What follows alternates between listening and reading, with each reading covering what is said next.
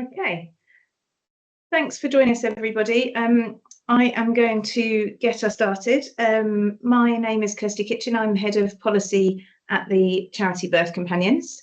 For those of you who don't know us, we are a national charity that focuses on driving better care and equity and justice for pregnant women and mothers of infants and their babies. We do a lot of work in the children's social care space, hence our interest in the topic that we're all here to focus on today, hair strand testing in family law. I'm very grateful to those of you who are giving us your time and your attention this afternoon. I'm delighted to be joined by our friends and partners in this campaign today. So we're joined by Dan from MSB Solicitors, Sarah from Coram Chambers, and Paul from Forensic Testing Service. You'll hear from all of us today, and I'm determined that we will finish our slides by about 2:15, so that we have some time for questions and reflections and discussion towards the end. Please do share your thoughts and questions as we go along. You can do that in the chat or in the Q&A function, whichever is working for you. I will do my absolute best to keep an eye on both, and then we'll be able to pose those questions to our speakers later on. We will be recording the session, and we will be sharing the slides and a recording with all of you afterwards, as well as hosting it on our various websites.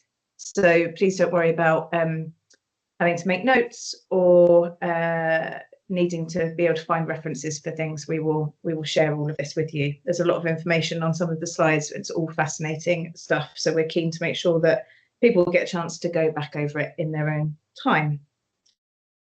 So today is an opportunity for us to give you all a little bit of context to our work in this area, an update on the campaign that Birth Companions, MSB and 4PB Barristers Chambers have been running in this space, and to hear about the case law around hair strand testing in the family courts from Sarah, and about the science of hair strand testing from Paul. We're going to cover a lot, and it's all incredibly fascinating stuff. Every time I speak to our partners in this area, I learn new things. So I'm looking forward to taking notes myself. Catherine, if you wouldn't mind doing the next slide, please. So some of you have joined us because you were familiar with this campaign that we founded in autumn last year called Taking a Strand. It was a campaign that we developed in partnership with 4PB and MSB Solicitors on the basis of concerns that that lawyers from both those organisations brought to us at Birth Companions and discussed with us at some length around their experiences of difficult dealings in the family courts around hair strand drug tests. Many of the women that we work with at Birth Companions are subject to hair strand testing, so it was something that was very close to our hearts, but not an area that we were by any stretch experts in. So we went on a bit of a kind of fact-finding mission, did some research, and uncovered some incredible work led by Paul and by Sarah in this area to raise concerns about the way, in particular, the way in which hair strand tests are instructed and interpreted by the courts, and we will share some of that with you today. So that campaign has been running since autumn. It's ongoing. Some of you may well have signed the open letter that we put together as part of the campaign. That was signed by well over 100 individuals representing around 25, I think, different organisations, a real mix of legal professionals, academics, voluntary sector organisations, interested parties, people with lived experience of the family court system and hair strand testing. And I will tell you a little bit more about where that campaign is shortly. But right now I want to hand over to Dan from MSB to talk a little bit about some of those concerns that led us to create this campaign together. So Catherine, if you'll move on to the next slide, I'll hand over to you, Dan. Thanks very much. Well, good afternoon, everybody. So my name's Dan Pearce. I'm a family lawyer. I'm a senior associate at MSB Solicitors. My sort of main practice areas are public law children proceedings. So that's cases involving the local authority where they have intervened to safeguard a child. And also private law children proceedings. So that's typically where one or more parties seeking an order in respect of a child usually contact or an order for a child to live with them, for example. And that's where you find most commonly that hair strand testing is ordered by the court, and for the obvious reason that in some cases the drug or alcohol misuse of a parent or party can pose the risk of harm to the child in the case. So when the court makes an order for hair strand testing, it's really up to the lead lawyer to make the referral to a testing agency, and usually that's done by way of a form, in some cases an email. They then will liaise with the client, take a sample and prepare a report. Now, as a lawyer, I've known for some time that there are some sort of inconsistencies and discrepancies between the reports prepared by different testing agencies, and in the past where issues have arisen, or if we've challenged the results, then we have done that as part of the court process, either by questions to the experts or B sample testing, for example. I just want to talk briefly about an example of a case that I was dealing with shortly before becoming involved in the Taking a Strand campaign, which I think sort of highlights many of the issues that parents are facing when they're undergoing hair strand testing in the family court. So I was representing a father in care proceedings. His child was not living with him and was actually placed, I think, in a family placement. What he was hoping is that the child would be returned to him. During the proceedings, we were ordered to, or he was ordered to undergo hair strand testing. So we made a referral to Company 1, who were the agency that we chose to do the testing. The report came back and in effect said that there was evidence that he'd been consuming alcohol excessively, that he'd been passively exposed to drugs, various different drugs. So either that he was in an environment where drugs were being used or handled, or was in close or intimate contact with someone who was using drugs. Now, he wasn't particularly happy about the report, and I think we had a hearing around that time. So we had an opportunity and asked the judge for further hair strand testing. Now, the judge, somewhat surprisingly, agreed, and we then went away to instruct someone to do further hair strand testing. Now, my client at the time was pretty insistent that he wanted to use a different company, so we instructed company number 2. Now, they took a sample collection and completed a report, and in effect they were covering the same time frame as company number 1, just well, it was a pretty big overlap of 2.5 months, I think. Now, company number 2's interpretation of the results was that there was no evidence of any excessive alcohol use, and there was no evidence he'd been exposed to any drugs. So completely in contradiction with company 1's report, even though it's covering the same time period. So the report comes in, and my client's much happy with this particular report, but I did say to him, look, we've got 2 experts here that are contradicting each other. We need to sort of be cautious in terms of what the evidence is telling us. Following on from that, I think the parties put questions to both experts. Now, the response to those questions, in effect, what company 2 was saying, which is where they'd found nothing, is that they were applying cut-offs. So even though there was some evidence of drugs being present in sample, because they were applying a cut-off to that, so ignoring anything below this particular level, in their opinion, there wasn't any evidence of drug or alcohol use. Whereas company one was saying, well, look, we report all of the findings.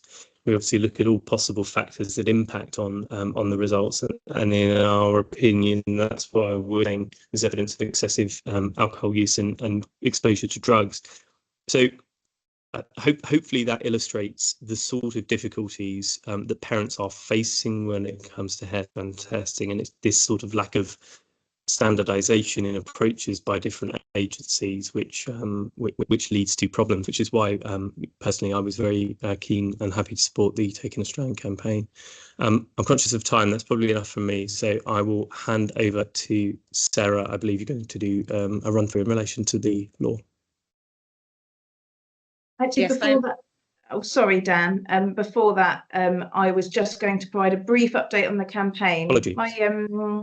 My camera's gone a little bit funny, so I can't tell whether you can see me, but that's neither here nor there because you've got the slides up.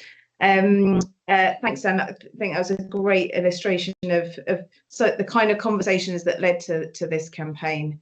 And by way of update, we sent our open letter signed by very many people from very many organisations to the president of the Family Division, Andrew McFarlane, and to the Family Justice Board co-chairs. And we got a very swift response, swifter than I think any of us were expecting, really, from Sir Andrew McFarlane, who acknowledged the issues that we had raised. And I know that he was well aware of the work that Sarah and Paul have been leading in this space. A very, very positive reaction, both from the President of the Family Division and Lord Ponsonby of the Family Justice Board, means that we now have a working group set up within the Family Justice Council. That working group is being led by Dr. Sheena Webb, who some of you may know from Family Drug and Alcohol Courts. And that the task of that working group is to explore these concerns, look into the issues that we've all been raising and talking about for some time now, and to come up with some form of plan for moving forwards with a better system around drug testing and alcohol testing in the family courts. So it's early days for that working group, and I know they're working hard at scoping and planning their work, but a really, really great response from everybody so far. And thank you to all of you who signed the letter that has led us there.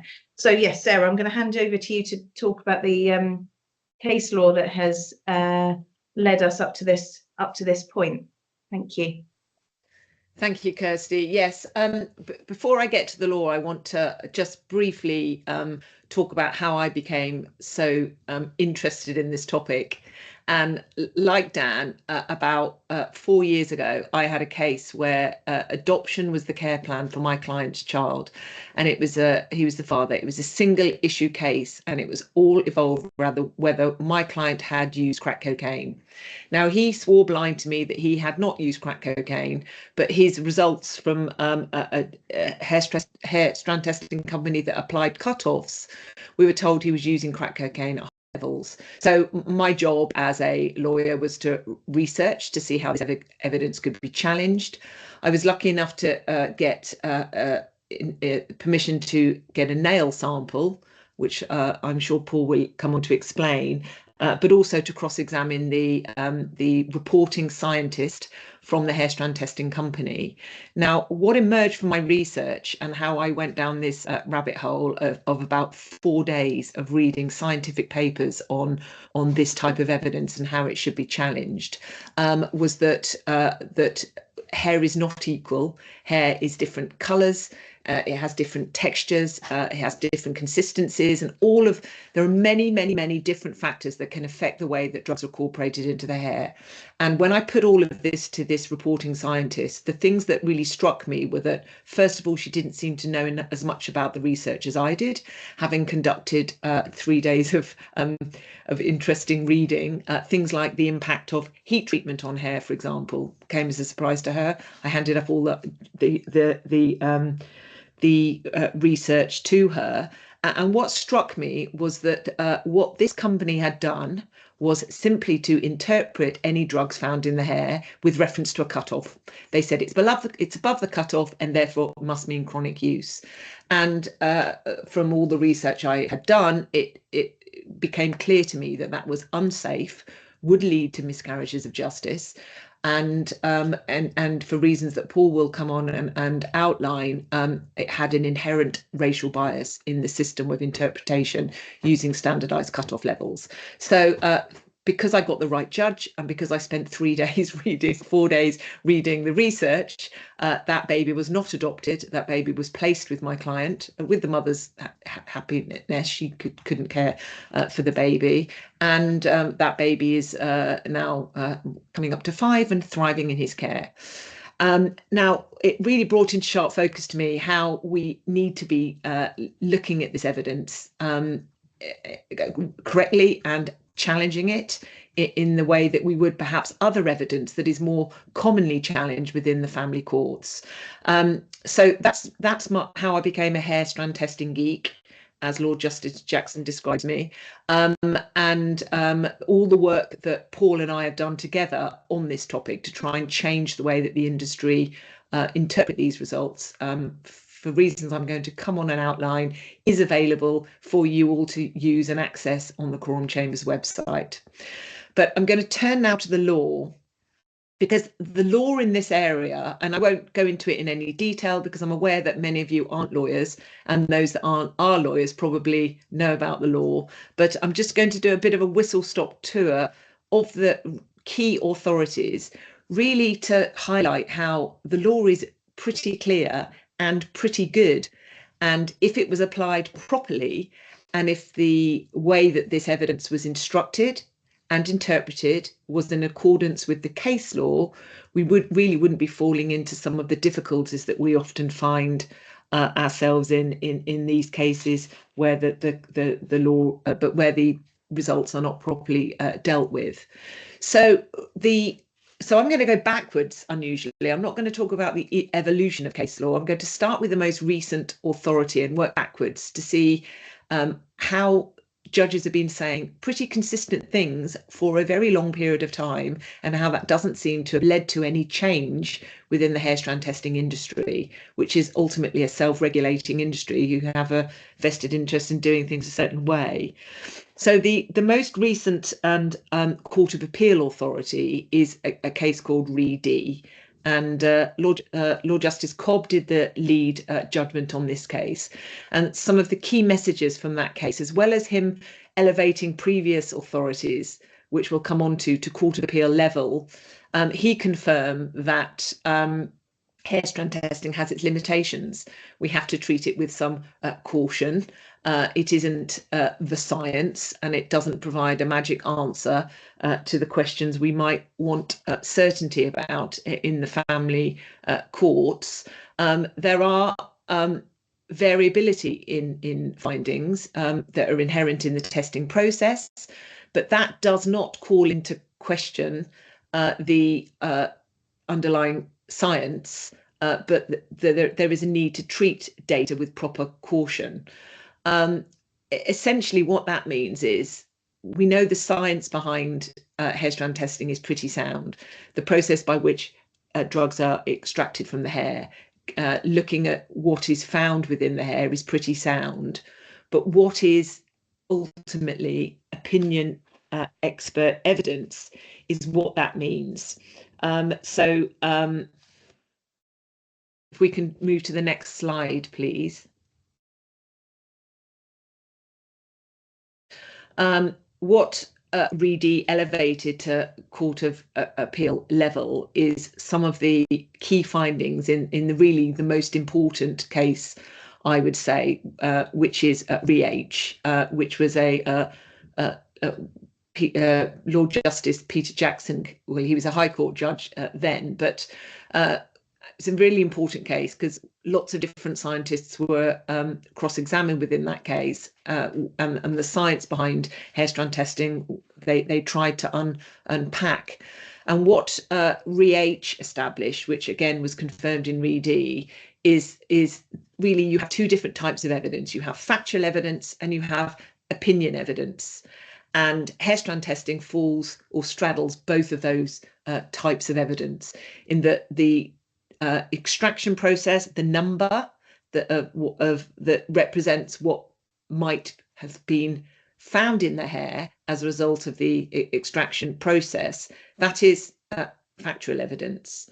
But what is important is what that means, what the number of found in the hair, what that means is not factual evidence. It is a scientist or an expert or a reporting scientist expressing an opinion, and as such, it is open. It is someone's opinion about what that means, whether it's use, whether it's exposure, and in order to assist the court in understanding what underpins that opinion, what testing companies are required to do following Re-H is to describe the process, record the results, and explain their possible significance.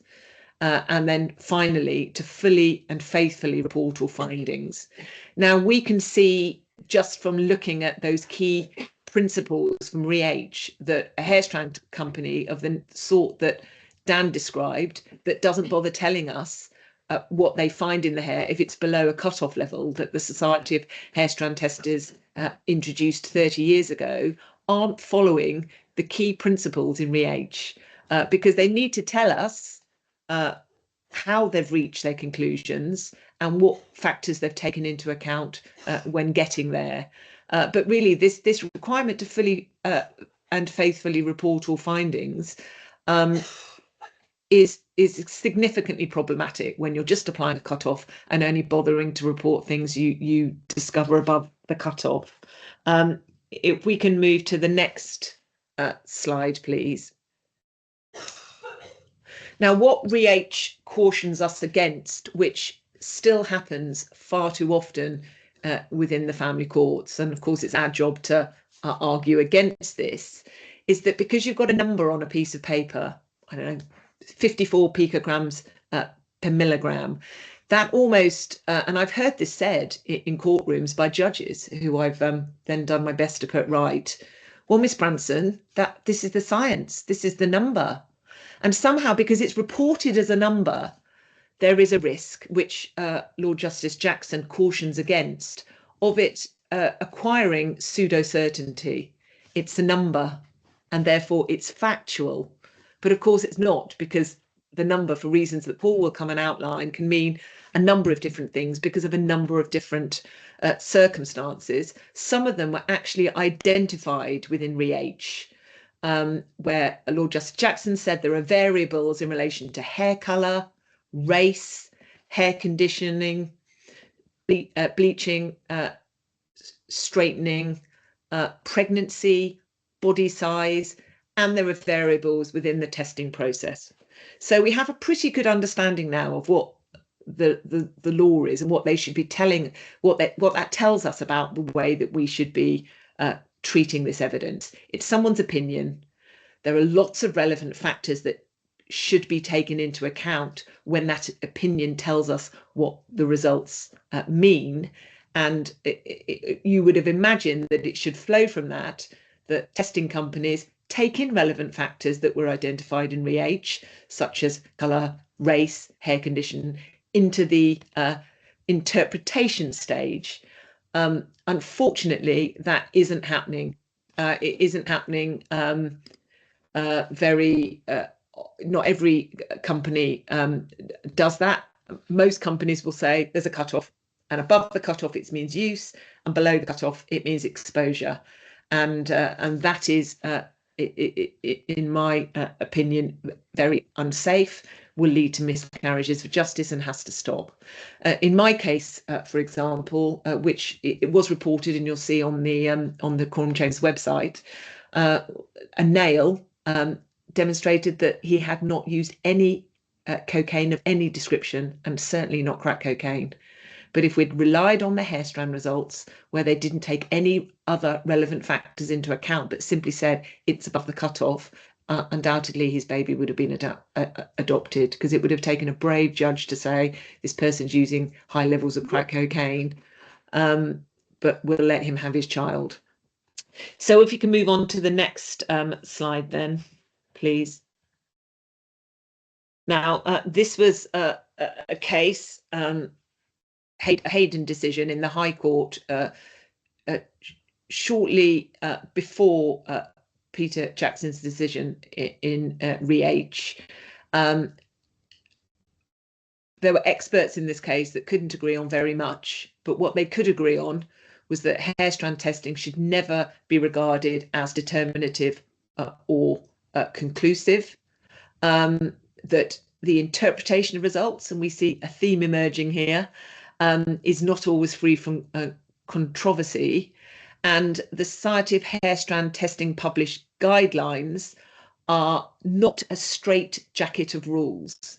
Well, if you ask most of the hair strand testing companies, or cross-examine them, which I do frequently in my practice, about how they apply the Society of Hair Strand Testing cutoffs, you will see that they certainly treat it like a straitjacket, because they say, well, it's the cutoff, it's below the cutoff, it's above the cutoff, and there is no movement from that in the way that they go on then to interpret what any drugs found in the hair means. So these are key principles. We need to be looking at the wide canvas of evidence, not just the hair strand tests in isolation. And we need to be looking at a body of evidence in deciding whether or not a parent can safely care. Now, if we can then turn on to the next slide, please. Now, this is a case, again, a High Court authority from 15 years ago, when really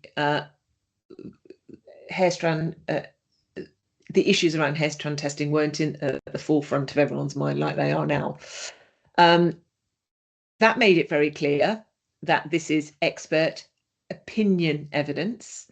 When an expert gives an opinion, that is something that a lawyer should be entitled to challenge. And really crucially, therefore, because this is expert opinion evidence, the practice direction applies, which is not advisory, it's mandatory. And crucially, the court and the parties need to have all available information necessary to understand what weight can be placed on the evidence. And it was saying even 15 years ago that hair strand testing is only part of the evidential picture and should not be used to reach evidential conclusions. And very often now we see this evidence elevated to pseudo-certainty, despite all the case law saying something very different and all the case law cautioning against that. We said your client's tested positive for, and even that language is wrong, and even that language needs to change, because when people say tested positive for crack cocaine use, for example, what they mean is the markers for crack cocaine were present in the hair. That is very different from the implication of positive, which implies this person has been using crack cocaine. So really working back through the case law over the last 15 years, and it's a relatively recent development, the use of hair strand testing in the family courts, we can see that really pretty much the courts have been getting it right for some time. But what hasn't seemed to happen is that the guidance that the case law sets out hasn't been used in practice, either within the way that this evidence is instructed, the way that the evidence is interpreted by companies, and the way that this evidence is often treated and used within the family courts. If we can turn to the next slide, this is the practice direction, which governs all hair strand testing evidence. I'm not going to read it out. It's there. You're going to get sent the slides. But it really reminds us that when an expert is expressing an opinion to the court, they have to highlight factual assumptions, deductions from factual assumptions, the hypothesis, the tested technique, research, whether it's accepted consensus within the scientific community. They need to give reasons for the opinion expressed, use a balance sheet approach to the factors that support or undermine an opinion. Now, think for a moment about how you reconcile that with a hair strand testing company that simply says, we've taken no forensic history, we haven't asked any questions, we haven't done anything other than take a piece of hair, extract substances from it, and then apply that to a standardized cutoff. And as I say, the law is pretty sound, but when a company simply says it's above the cutoff and do not do anything further, then it's really difficult to see how they can possibly reconcile that with their duties under the practice direction, which we see set out here. If we can turn to the next slide then, because we have to think about the law being pretty clear and pretty sound, as I say, whether that's actually happening within the family court system. Are hair strand companies fully and faithfully reporting all findings? Well, they're not. We know that. Not every company does that. Dan's case is an example in point. Didn't bother telling him what was below the cutoff. That's clearly not being applying what the case law tells us must happen. Are they highlighting factual assumptions? Are they even drawing attention to inconsistencies or contradictory factors? Are they even taking into account relevant factors like race, sex, pregnancy, body weight? I've never seen any hair strand company do a balance sheet, even though that's what's required of them under the practice direction. And crucially, very rare for a hair strand testing company, certainly one that applies cutoffs, to be bringing any research to the court's attention. The case that I referred to earlier, I gave a research paper to the reporting scientist and said that dealt with the relevance of heat treatment on cocaine, that it turns it into something that looks a bit like crack cocaine in the hair. Paul's going to get more technical on this point, but she said, oh no, I've read that. Yeah, I do know about that. And I said, well, why isn't it in your report? Because your report says he was using crack cocaine. We know his hair was treated with heat treatment when dreadlocks were made within a salon. His hair was treated with heat. That is relevant. Why isn't it in your report? It's the wrong way round if it's the barrister that's drawing the expert's attention to recent scientific developments. It is the wrong way round entirely, because the reporting companies are meant to be the experts. They have a duty under the practice direction to keep us informed of recent developments in hair strand testing, not the other way round. And really that is sort of encapsulates all that's wrong with the way that this evidence is currently reported, and really why I became involved with Paul Hunter, who I know is very much against the use of cutoffs in interpretation of this evidence, in order to try and change the way that people do it, because there is a vested interest probably in interpreting this evidence in the way that they do with reference to a cutoff level, because it's a very cheap and easy way to do it. It's much quicker to say it's above a line than to sit down and do a history with the individual concerned and then have to think about and engage with the issues that REH tells us are relevant in order to give an opinion. You think about how quick and easy it must be for a hair strand testing company to go, we've got a cut-off. Society of Hair Strand Testing Society says it's fine, it's above the cut-off, and that's the end of it. If we can move on then to the next slide, which is whether change is coming. Of course, this campaign, which I'm obviously very happy to support, has led to the family justice review that we've talked about. Interestingly, I was at the Jersey International Children Conference, I think it's about 3 weeks ago now, where the topic was addictions, and lots of people referenced Paul and our work, and it was very pleasing that the word was getting out there. But the discussion and the debate had shifted, because when I started writing about this, and I'll come on to talk about the article that really started to create ripples from the pebble of that article, but people were just assuming that cut-offs were there and that's the way you did it, and now the conversation has shifted, and rather than asking why we're using cut-offs, really people are saying why aren't we using cut-offs. The discussion was all about, why are we using cut-offs? We shouldn't be using cut-offs. They're unsafe, they're unsound. And really the tide has started to turn, and the Jersey conference really demonstrated that.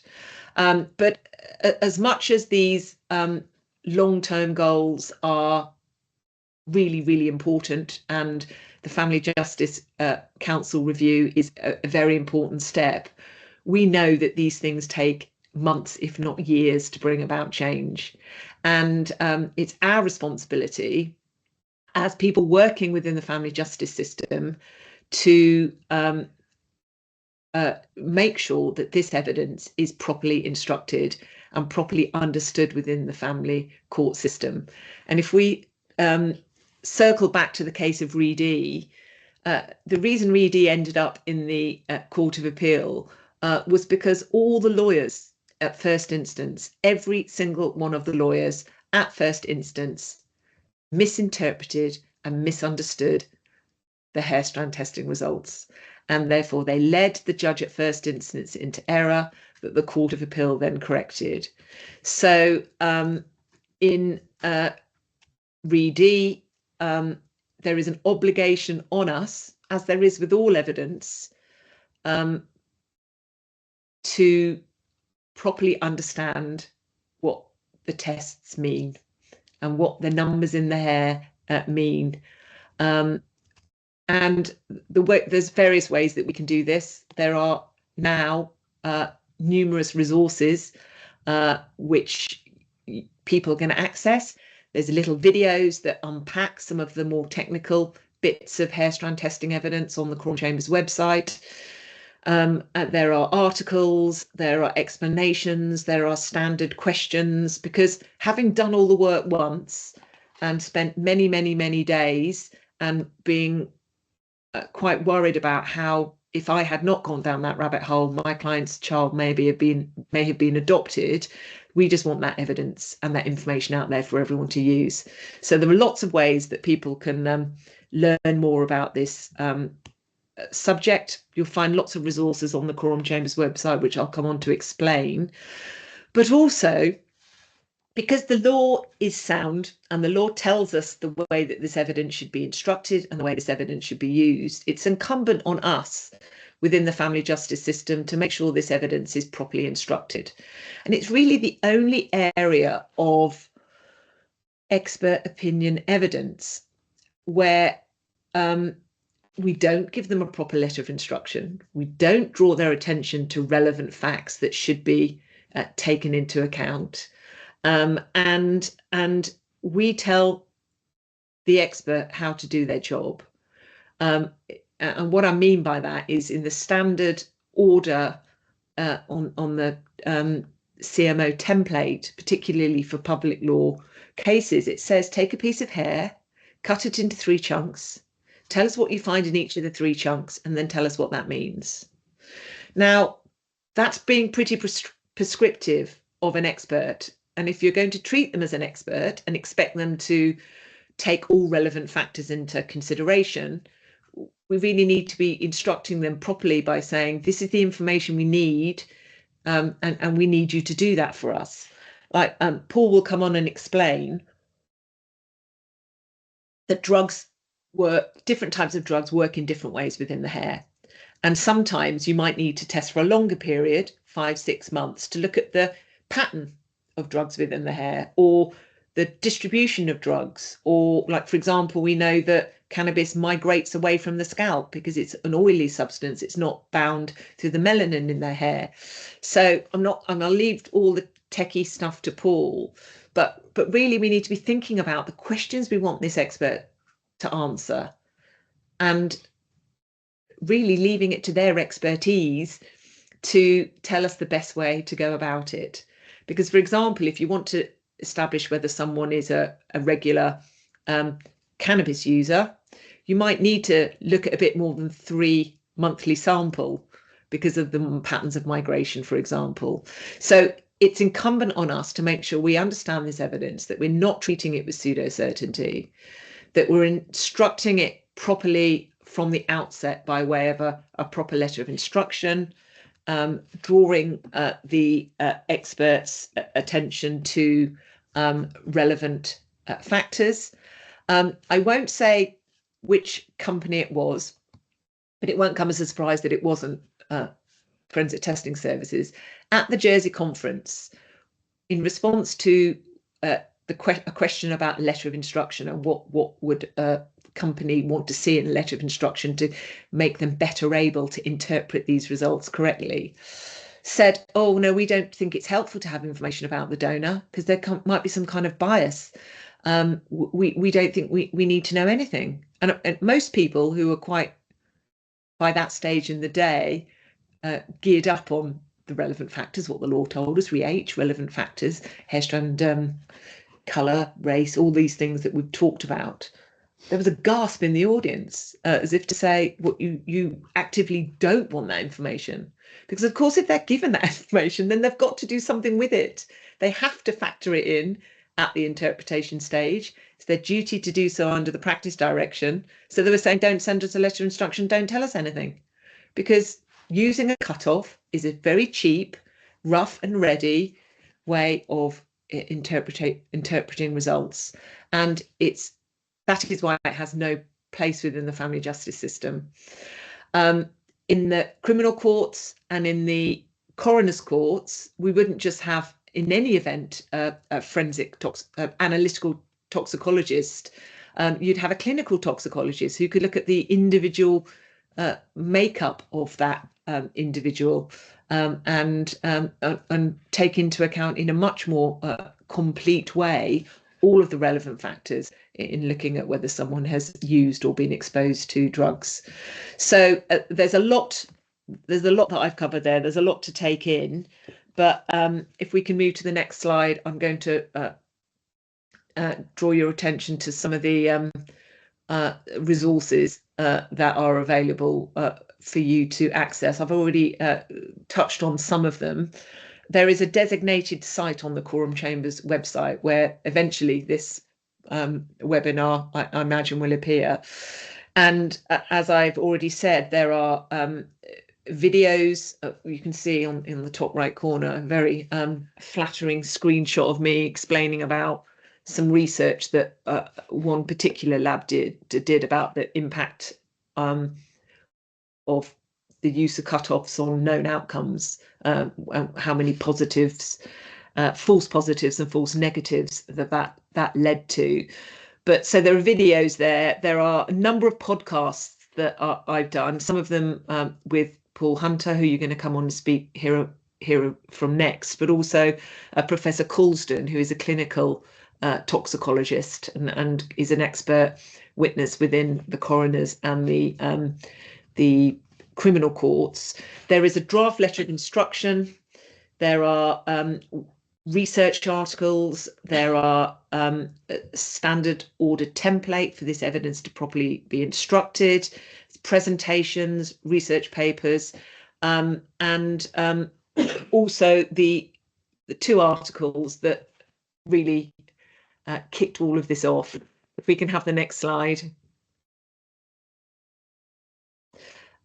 This appeared in the Family Law Journal in June 2023, and it was the article that I wrote with Paul following on from my concern about really the use of cut-offs within the family court and how that could lead to a racial bias.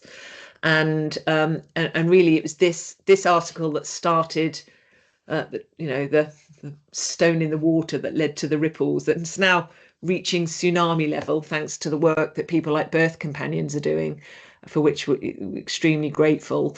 Lord Justice Jackson, we also spoke at Cumberland Lodge, where there were a number of High Court judges, Paul and I, following this article. And Lord Justice Cobb was generous enough to say that they'd had this article handed up to them in the Court of Appeal and had found it very useful. And on the back of that came the second article, which is the next page. These are just to show you that they're out there. They explain in a lot more detail some of the research and the science behind why we draw the conclusions we do about how unsafe the use of cut-off levels are within the family courts. So I'm going to pass you over to Paul now, who'll talk to you about the science. Paul needs to take himself off mute. Thank you, Sarah. One for your presentation, which I think was excellent, and I think covers probably most of what I put on my first 3 slides, so I can sort of skip through these fairly quickly. Yeah, I mean, essentially, the message I wanted to get across here is that the test results, which often I end up in court for, i.e. one laboratory has tested a sample of hair, and for whatever reason the client didn't like the outcome, so they get another laboratory who tests the sample of hair, and I think Dan alluded to this earlier, and you can get different results. Now, the test result itself, we do know what we're doing. If we extract drugs from hair, if they're in there, we can find them. We can then tell you what it is. If it's cocaine, then there's nothing else that would produce that particular pattern, so we know it's cocaine, and we can also provide an approximate level. An approximate is important here because when you apply this binary process of reporting described by Sarah, the cut-offs, then any kind of variability between the laboratory results is going to cause problems. So it does come down to interpreting that test result. And we have, having tested thousands of hair samples over the last, I've been involved in this now nearly 16 years, we've had cases where there are huge levels of drug present in the hair, levels so high that we have to recalibrate to get it into a level we can quantify, and these people aren't using drugs. And you can have samples of hair where we can't find the drug in there at all, but they are using that drug on a regular basis. Now, they are extremes and there's everything in between. But for the reasons that have been described by Sarah in terms of the way in which this evidence is, one, instructed, and secondly, then reported, it is inevitable that a proportion of these will mislead the court and will lead to miscarriages of justice, and do. And I think Sarah's highlighted some of those things. Now, why are these cut-offs being used at all? Well, I think it is fair to say that cut-offs were introduced nearly 30 years ago when hair strand testing was first recognised that, crikey, you know, this wonderful sample from up here can give us an extended history of somebody's abuse of perhaps alcohol and or drugs. And at the time, laboratories were not keen to get involved because if they found something in the hair, how would they report it? They've got no data, no history really at all. So there's some very basic studies on unsegmented hair samples, looking at populations of known drug users, those who were known non-drug users, and those who were somewhere in between. And what they found was that typically, if it goes above a certain level for, say, heroin, or those who were using cocaine, mostly they were using, and they might get it right depending on the drug. With cocaine, they might get it right 70% of the time, depending on the type of population. And with cannabis, they won't get it right as often with the cutoff that they set. Now, over the years, we have learned a huge amount. There are thousands and thousands of publications. In the last 16 years, I've been collecting data on every single case, every factor that we felt could impact on the level, presence, distribution of the drug in the hair, and any sort of relevant context that could impact on these results. We collect with every single individual, and over the years you start to accumulate data, and then you can start to report these findings, taking into consideration factors that you now know the type of impact they will have. So it's not a simple process, interpretation of hair strand tests, simply because, well, I guess mostly because hair is outside the body and therefore exposed to a huge range of factors. I mean, I think Sarah has highlighted a number of these, the different hair colour, how often do you wash your hair, what type of brand of shampoo do you use, do you condition your hair, do you leave it in, how long for, all these kind of things. The environment you live in. Are you living with a drug user? Did you live with a drug user? If so, when did that drug user move out of your accommodation? Or when did you leave that particular scenario? All crucial that we're establishing these in every single case. The other factor that is ignored completely when applying a cutoff is what I would call chain of evidence. And I'll come on to that and won't go into it now, but I'll show you a slide and show you what I mean. But there's a whole series of components of the chain of evidence, from talking to the client, taking the samples, right through to us issuing a result, that unless we have some clear evidential picture of each of these steps, that we can confirm certain things, then numerous assumptions are being made. And if you make assumptions, then clearly it's going to get grayer and grayer and grayer the more assumptions you're making. So a number of factors have to be considered. Moving on, we've talked about the case law, and I think it's absolutely a slam dunk as far as I'm concerned. The case law now for many, many years has been quite clearly articulating what is wrong with the way in which this is happening and how it should be going forwards. What is a huge surprise is that has been ignored by the industry. And until only maybe a few years ago,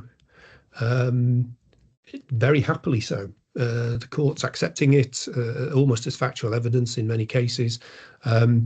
Now, case law is clearly showing the error of that process. This is an article that was published in 2018, and this is a group of very experienced forensic toxicologists who were looking at current practices. Now, what they found when they looked into hair strand analysis and the way in which it's been instructed and reported, I've just pulled out a few of the sort of conclusions, but if you look at the forensic guidance across Europe, then the cutoffs do not meet those guidelines. What they're saying is that the way in which the companies are presently applying the Society of Hair Testing cutoff does not respect the reporting schemes that have been advised by the forensic groups. And they, if you like, explain why, in talking to these organisations, why this is happening. What they're saying is that operational laboratories, i.e. the testing labs, rely on cutoffs for reasons such as ease of use and simplicity. And it is. I mean, right now, all those who are listening to me talking at the moment, you can go onto the Society of Hair Testing website, you can download the cutoffs, that's the numbers against the different drugs. You can ask a laboratory to test a sample. and they'll give you the number and the drug. You can compare it to that cutoff, and you yourself can tell me whether it's positive or negative. If it's positive, then the industry will say this is a user of the drug, and if it's negative, you don't have a problem. Now, that I would have to say, I don't believe you are experts necessarily. Some of you in the audience may be, some of you won't be. But the fact it is simplified to that level, quite obviously, we're going to have problems. And the ultimate conclusion from these forensic scientists was that we challenged this practice by arguing that choices made for convenience should not be to the detriment of balance and coherence. Absolutely. And as Sarah's been saying, in some of her cases, this would lead to, and would have done, in fact, in one of those cases, the removal of a child wrongfully, never again to see their father or their mother or whatever. It's the catastrophic circumstances that occur as a consequence of the outcomes of this evidence need to be taken very, very seriously. Okay, I mentioned variability of results. This, I know it looks a bit messy, sorry. This is a page straight out of one of our external quality assessment schemes. Our laboratory are sent samples, powdered hair samples, we don't know what's in them, and all accredited laboratories across the world participate in these schemes. This is one page out of quite a thick report, and it's the results of this particular hair that was tested with all these different laboratories. Each bar represents the result that each one of these accredited laboratories presented. Now, if we assume that that red line across that bar chart is the cutoff for cocaine, then if today Dan perhaps has instructed perhaps laboratory 39 on the right hand side, they would test that sample. They would say it's a positive test, and they would say, by applying the cutoff, therefore you have a user of cocaine. However, had Dan not had the time to wait 3 weeks for that particular laboratory and had to go to one that can do more quickly, say on the left-hand side, say laboratory 40, they would test the exact same sample of hair and would say it's below the cutoff, it's a negative, there's no evidence of use. And I think solicitors and barristers and the courts see this frequently. In fact, it came up in Re D as well, so it's very common. That doesn't make the science of the result wrong. It just has to be accepted that within a range, we will all get something similar. If we are interpreting this in the context of all the various factors, then those minor differences, which they are relatively, will not influence the outcome. Hair colour and ethnicity. Sarah touched on a particular case where ethnicity was causing a big problem in terms of the outcome. This is a study that was conducted by somebody who's done a lot of work in this area, Rollins. This was published in 2003, this study, and actually presented at the Society of Hair Testing Forum. So all the industry were told this back in 2004. It's a study where a large group of individuals, all different hair colours, everyone from red hair through grey, blonde, light brown, dark brown, black. And in the group with black hair, segregated into 3 groups: Afro-Caribbean, Asian and Caucasian with black hair. Now, all these individuals were dosed with codeine. Codeine is an opiate, and heroin, for example, acts in exactly the same way. They were all administered a relatively high dose of codeine, 30 milligrams a day, 30 milligrams 3 times a day over a given period. The hair was left to grow for a period of time. They then took a hair sample and they tested the amount of codeine in each of the participants' hair. And they also tested and quantified the amount of dark melanin in their hair. And what they found was almost a straight line correlation between the darker the hair, the higher the level of the opiate. And here's I've just pulled out a few of the participants. A lady with red hair, consuming the same amount of codeine as the others, produced a result of 66 picograms per milligram of hair. Those with with blonde or grey hair also produced levels quite low down, 119 in this particular case. As soon as you've got to light to moderately brown hair, 250 picograms, and then black hair, the average of the three groups, around about 1,000 picograms. Within the different ethnicities, so if you're Caucasian with black hair, you'd have levels somewhere between maybe 500, 600, 700 picograms. If you're Afro-Caribbean, 11, 12, 1,300 picograms. And if you're Asian, then 1,700 up to over 2,000 in some cases. Now, the industry do two things. They'll tell you whether it's positive or negative. If it's positive, they will tell you that this is a high level relative to other cases. It's a medium level, or it's a low level. Now, in this study, for the exact same amount of drug taken by all, you have negative tests. You have those in the low range, those in the medium range, and those in the high range. And this use of descriptors, high, medium, and low, is every bit as misleading as the cutoff itself. And I think this has been going on for a very long time. And because of the way in which it has been presented in such a simplified way, you can see why, and I can understand why, if I was a recipient of this and I wasn't a toxicologist, I'd be thinking, this is great, this is factual evidence. It's very binary. And when it's presented to you in an expert report, then why wouldn't you think it's factual evidence? So I'm very pleased for the work, as we said, Birth Companions are doing now, and others, and Sarah and other barristers are getting behind it.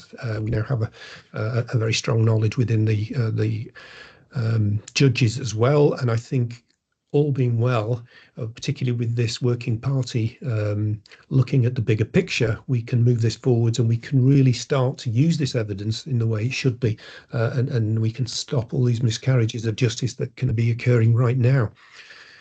Another factor, where do you collect the hair from on the scalp? Now, I was talking about chain of evidence earlier, and this is one very important factor. When I look at a set of results, I do need to know where that piece of hair was cut from on the scalp. Certain drugs, there can be very significant variations depending on where you collect it on the scalp. Other drugs, not so much. And I've given you two examples here. This is an example of a scalp that has been, all the hair has been segmented into these little pieces, and all tested separately. This is a regular user of cocaine on the top there. The dark red is the higher level of cocaine, and the lighter the red, then it's the lower level of cocaine. So in this particular individual, if you took a sample of hair from the crown and a sample from the periphery here, or just by the temple, the level could be anywhere between 50 and just over 100 times higher than this on the crown. Now, it makes somewhat of a mockery of the cutoff. If there is no chain of evidence taken at the time of this collection in terms of where on the scalp did you collect that sample. Two samples adjacent to each other, one in one area had a 10-fold difference. Now you overlay that on the hair colour, you overlay that on the different levels between laboratories, and quite clearly, I'm sure all those in the audience will see that a cutoff cannot make these differentiations, only mislead. ETG, not quite so significantly, but what is interesting is that some drugs will pool in the sweat. We get a big sweat contribution, and cocaine's one, so stimulants are typically high levels around the periphery, not so here. With this marker for alcohol, ETG, ethyl glucuronide, as you can see, it tends to concentrate more around the sort of back and top of the head, and not so much around the periphery. And this kind of data is what laboratories have to look at. You have to collect this information, you have to understand it, and then you have to apply it. And if your chain of evidence is such that, well, he'd shaved his head all the way around, the only hair we could get was from the crown, that has to be considered, depending on the drug or indeed alcohol marker. In other influencing factors, if you bleach your hair, it will remove, if there's drug in it, significant amounts of that drug. If you apply a bleach or a permanent hair dye on multiple occasions, even a very regular user of that drug can end up with no drug in the hair.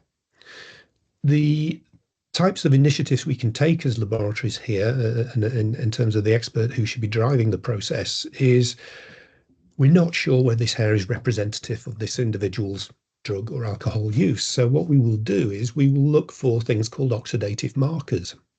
Does the hair have certain things in it that show it's been damaged?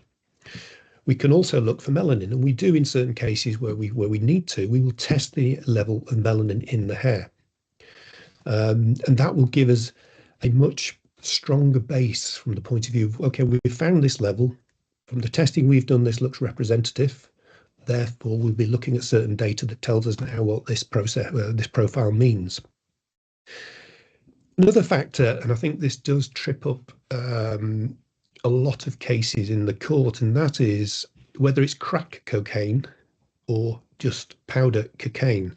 The stigma attached to crack cocaine is significant in terms of the potential risk associated with those users.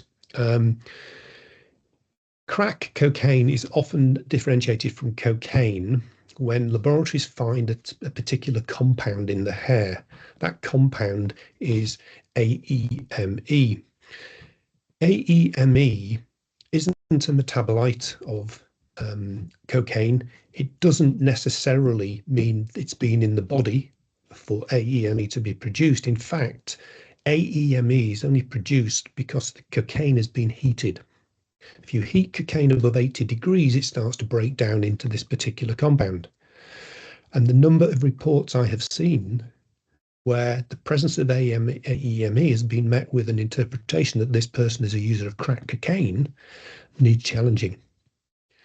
Because if somebody is using, for example, thermal straighteners and dragging this along the hair, and we know where the hairs come from, and we know that's where they were dragging these thermal plates. Thermal plates exceed 150, 180, can go up into 200 degrees centigrade. They will convert any cocaine in the hair, whether it's contamination or indeed whether it was ingested, into AEME.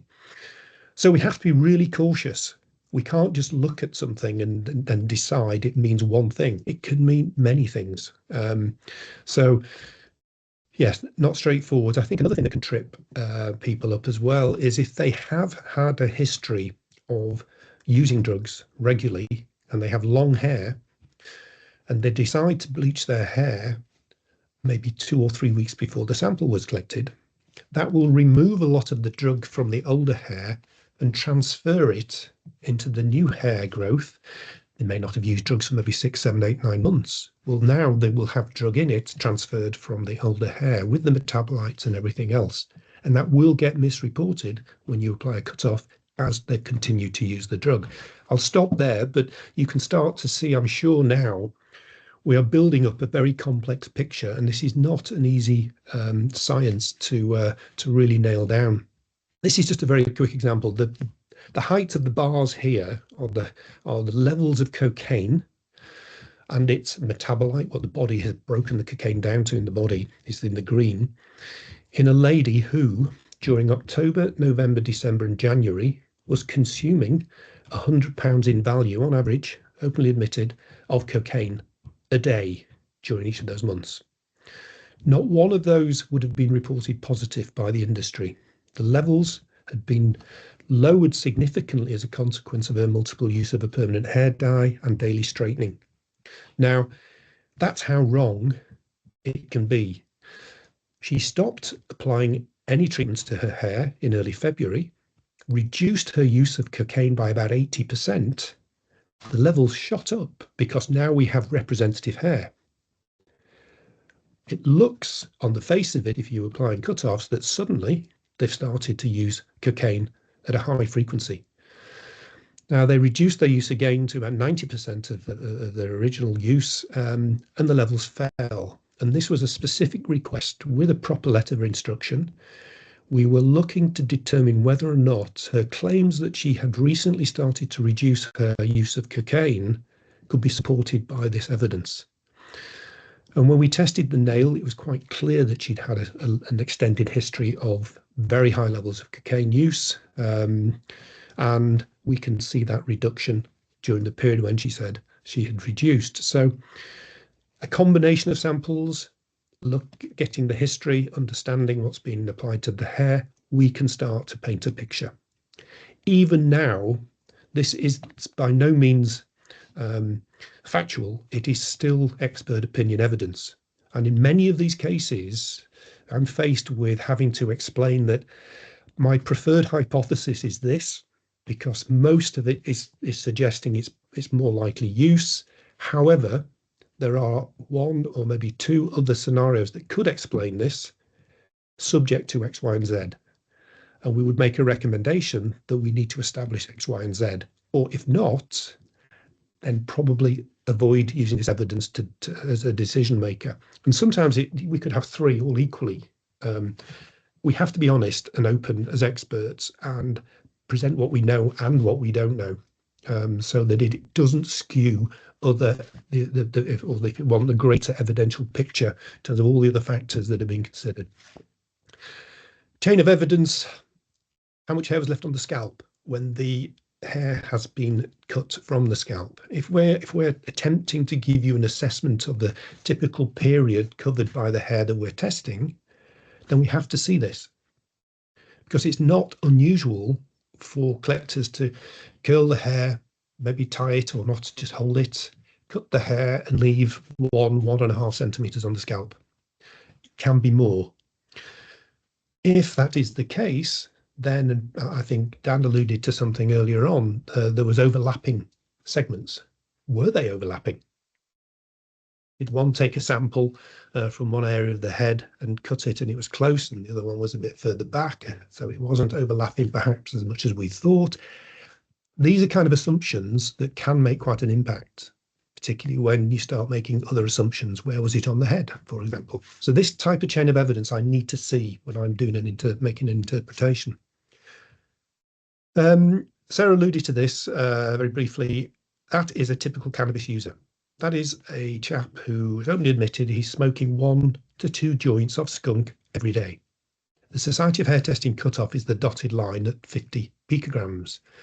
Now, in the segment of hair nearest the scalp and the subsequent section and the subsequent section, these levels were all below the cutoff, despite this daily use. By the time we get 4 centimeters down the scalp, we're now seeing it just peak above the cutoff. And if you keep going, you'll see it going higher and higher till around about 7, 8, 9 centimeters down the scalp, then it starts to fall down again. Each one of those bars, 4 picograms in the hair nearest the scalp, going up to over 60, 4 centimeters away, represent the same level of cannabis use in each of those periods. You cannot assume that just because there's a higher level in one segment than another segment, that they're using more. There's so many different factors that come into play. The consequence. Oh, sorry, yeah. I'm so sorry to cut you off, Paul. I'm just in the time. I do apologise. No, that's absolutely fine, because I know how hard it is to keep an eye on the time when you're going through stuff. So I just thought I would interject, and because I think the last few, certainly the last few slides, something's really crystallised for me, and I thought, right, okay, this might be a good time to join up what you've been saying with some of the great questions that are being posed in the chat as well, because there might be an opportunity to interrogate some of this, and I wanted to make sure we get to those. Paul, are you happy if I just cut you off very rudely there? But no, it's not very rude. I'm very happy. Perfect. Then we can continue to explore some of this stuff, I think, in the discussion, and as we say, we're going to share the slides. I'm really struck personally by the sort of repetition of words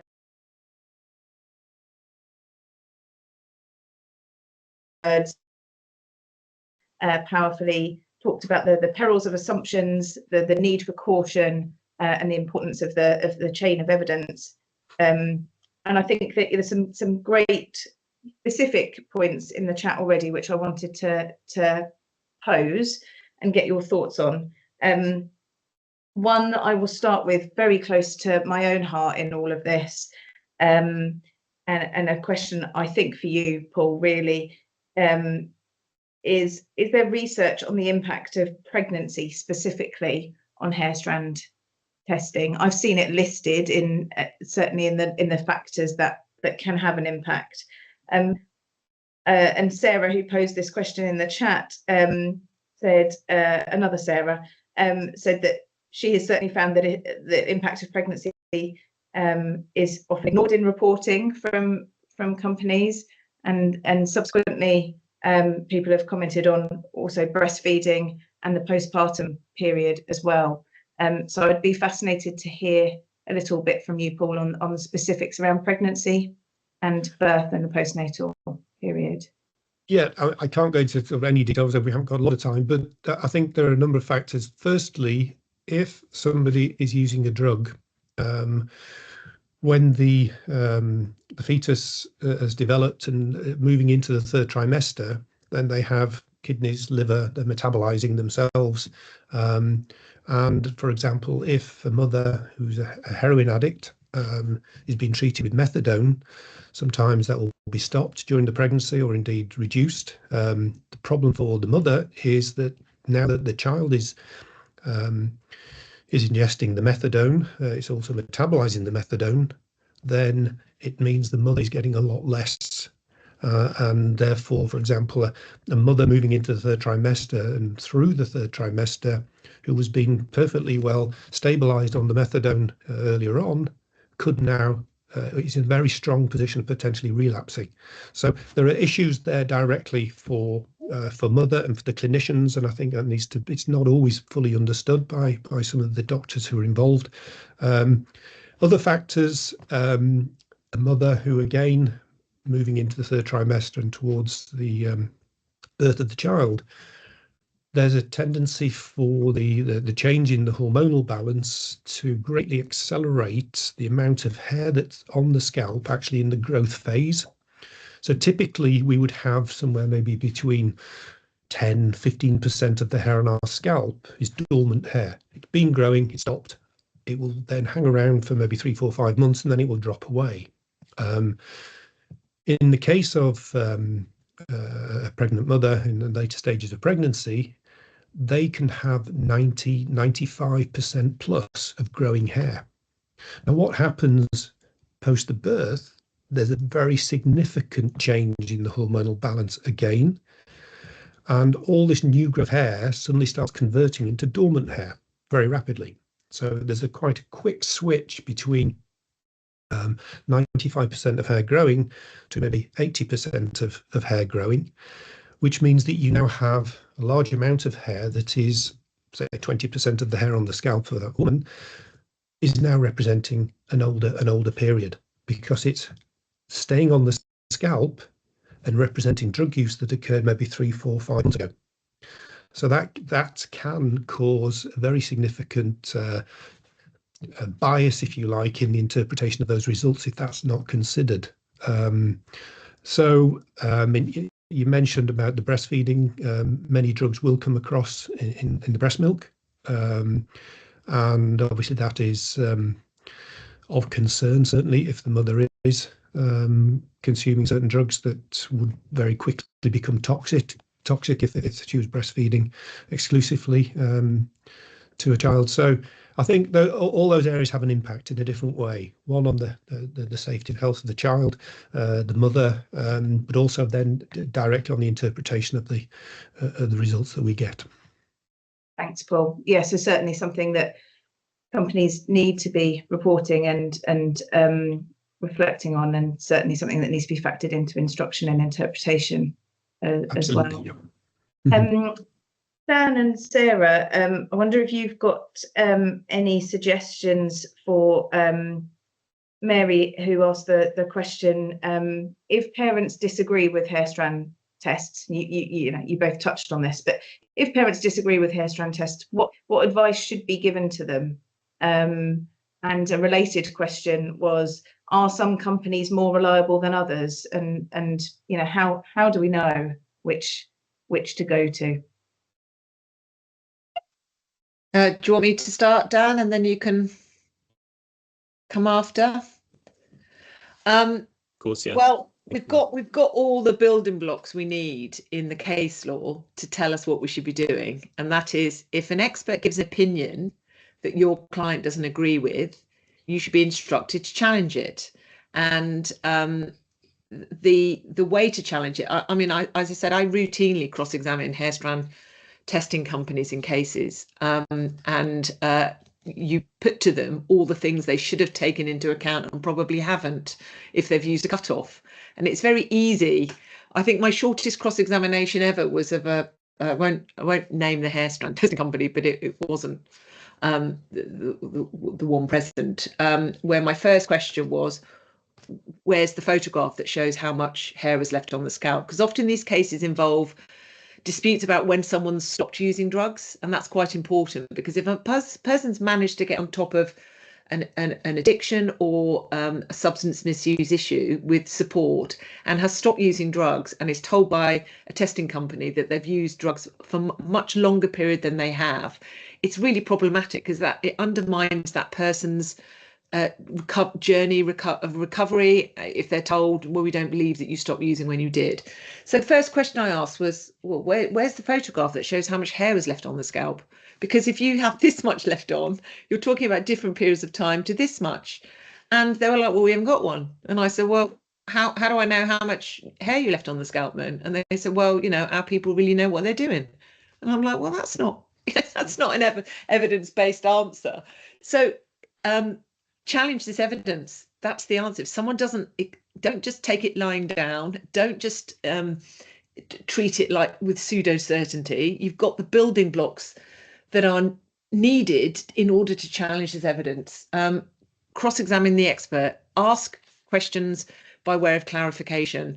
Get a nail sample if there's problems with the hair. If you've got a client from a black and ethnic minority where we know that there are, if cut-offs are used, more difficulty because the hair's much darker and therefore drugs are more readily incorporated into the hair, get a nail sample, because all nails are created much more equally than hair, for the reasons Paul outlined in the research that we know about and the industry knows about. So there are a variety of different ways, but ultimately, if your client doesn't accept the results, challenge the results. That's what our job is within the family justice system. That's what we do as lawyers. We don't just accept things, we challenge them on instructions. And the toolkit for doing that is on the Coram Chambers website, including a whole raft of cross-examination points, cross-reference to the research. So that should help you. Dan, I don't know whether there's anything you want to add. Just following on completely, questions need to be put. I don't know if you all can hear me. No, you're breaking up a bit. Problems. You are. I think Dan's saying questions need to be put to the experts. I mean, that's right, and you'll find those questions on. I'm not plugging the website, but I've done all the work. The questions are there. But also, like, be mindful that you can't cross-examine an expert by asking questions. You have the right to challenge that expert. Ask for that expert to be called. Cross-examine them. I think in all but one cases, every time I've had a hair strand testing company to court that have used cut-offs, the judge has not relied on what they've said, because I've managed to challenge that evidence in cross-examination. So and here's a related question then, Sarah. Gareth in the chat has talked of the good practice that he's seen in courts in terms of the analysis of the data, but then sort of raised the question about where different results are provided by different companies. What happens, what should happen in those cases to reconcile those different results? Well, we know that each lab has got different equipment that lead to a variability in results. So that is to be expected, that there's going to be differences in the numbers, because one piece of machinery in a lab might be different from another. And that table that Paul showed you really brings that into sharp focus. But what is problematic is when you've got one company applying off and you've got another company that isn't. And it's problematic because if they are treated equally, then we've got that wrong. because if one company is doing it properly and taking a full forensic history, and it goes back to the question that was asked earlier about which is the most reliable, if you've got a company that is discharging their duty as an expert by factoring relevant considerations like hair colour, race, age, all of the factors that we know are relevant, and a company is just applying a cut-off, you can't really put them side by side. It's like comparing apples and oranges. One person's doing it properly and someone else isn't. So if you want the best result, go to a company that doesn't use cut-offs. It is my view, because it's very easy to cross-examine a hair strand company that's just applied a cut-off. Have you taken that into account? No. Have you taken this into account? No. Have you taken that into account? No. What's the point in that evidence? It's very little value to be gained from that interpretation. Like Paul says, anyone can say this number is above this line. You don't need to be an expert to do that and to carry out that exercise. So yeah, I hope that answers the question. Thanks, I think Sarah. Paul, yeah, Dan's got Wi-Fi issues, but Paul, did you want to come in briefly on that point before we wrap up? Very briefly, I think the key here is to instruct with a very comprehensive letter of instruction following practice direction. Put the onus on the organisation to factor in all these factors and many more that we have been talking about today. If they come back and say, well, we don't do that, then you don't use them. And I think, as Sarah's saying, you will continue to have these discrepancies in results. It's irrelevant. The test results, don't look at it. It's irrelevant. The only person that knows anything about what that result means is somebody who has done, I've alluded to some of the things you have to establish, has done a full forensic investigation, considered it all, and provided what they feel is the most likely, if they're able to. Balanced evidence.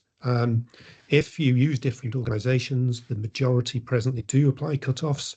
And as I showed you within that slide, you'll get positives and negatives.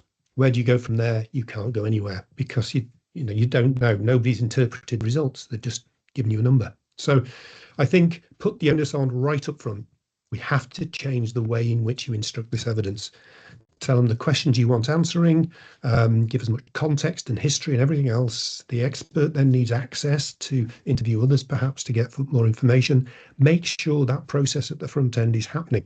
And if it does, then what you will get in terms of the outcome is a balanced piece of evidence that you can then fit into the bigger evidential picture and see where that sits.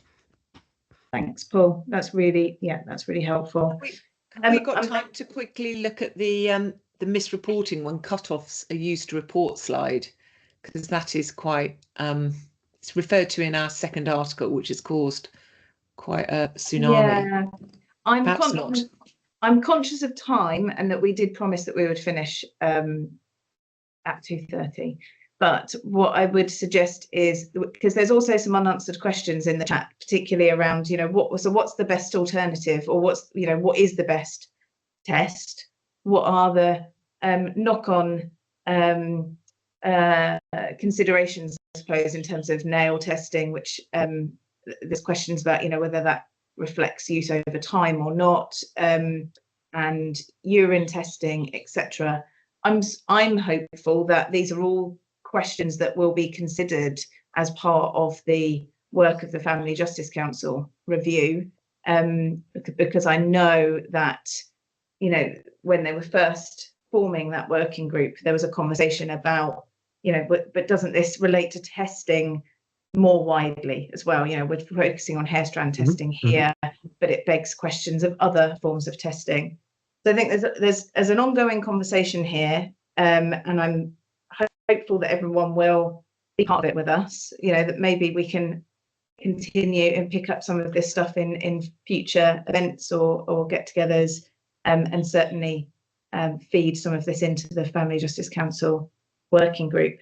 But I think I should probably let people leave, and probably people have other commitments to get to. So I just wanted to wrap up with, first of all, we're saying thank you to Paul to Sarah, to Dan, and to Lucy Logan Green, who's at 4PB, but who wasn't able to join us today because she's in court, who have done just so much work on your own and together with and without birth companions involved to really surface all of this and to drive it forwards.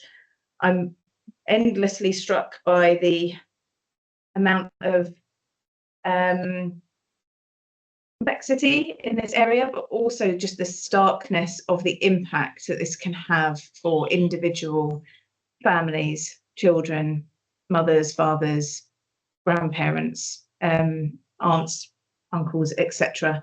And so I'm very, very pleased that we're all having this conversation and taking this forward, because any conversation that features the phrase miscarriage of justice once, let alone the several times that we have referenced it today, means that we have to be working to address this. So thank you everybody for joining us. We will share the recording, we will share the slides, and we will certainly pick up more detailed conversations around this. I feel like we've scratched the surface, but thank you for doing that with us. Take care, everybody.